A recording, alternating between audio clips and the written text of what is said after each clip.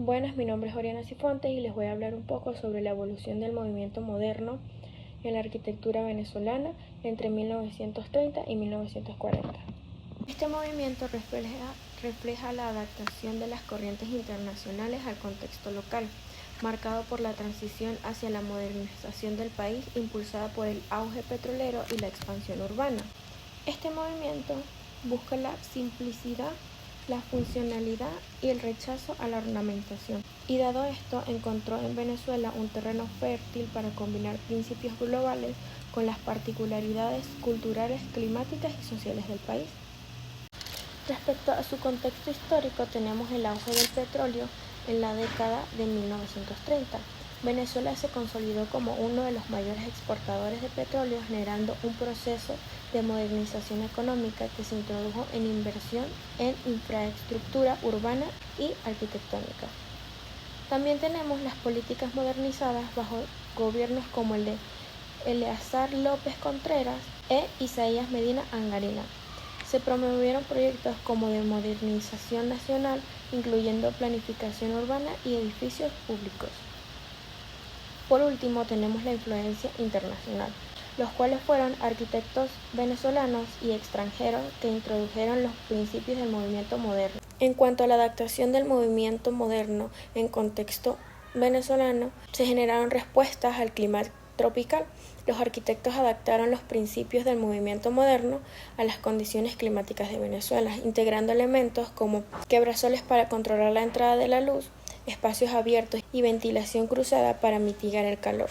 Uso de materiales locales como concreto, ladrillo y madera. Integración de elementos culturales. El diseño incorporó referencias a la arquitectura colonial venezolana, tales como patios internos y corredores. La reinterpretación de formas tradicionales permitió una transmisión más aceptable hacia lo moderno. Monumentalidad y representación nacional. El diseño de edificios públicos y monumentos reflejaban una búsqueda de identidad nacional dentro de los cánones del movimiento moderno. Algunas obras representativas de este movimiento entre 1930 y 1940 serían Edificio del Nuevo Circo, 1933, que fue diseñada por Alejandro Chantain y Luis Muñoz, el cual combina elementos del racionalismo moderno con detalles decorativos tradicionales. También contamos con el Hospital Vargas, que se diseñó en 1937. Es un ejemplo temprano de la arquitectura funcional diseñada para responder necesidades sanitarias y climáticas. Escuela Técnica Industrial. Esta fue establecida en 1938 y esta obra refleja la transición hacia la forma más racional y funcionales de esta arquitectura educativa.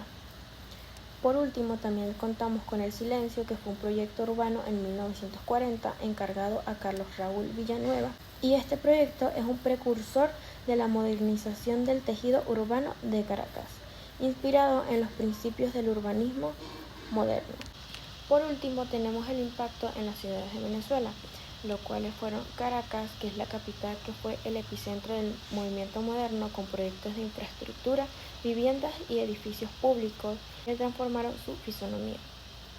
También contamos con Maracaibo, que fue influenciada por la riqueza petrolera. Esta ciudad adoptó principios modernos en edificios corporativos y residenciales. Por último, tenemos a Valencia y Barquisimeto. Estas ciudades también comenzaron a incorporar arquitectura moderna en instituciones educativas, hospitales y viviendas.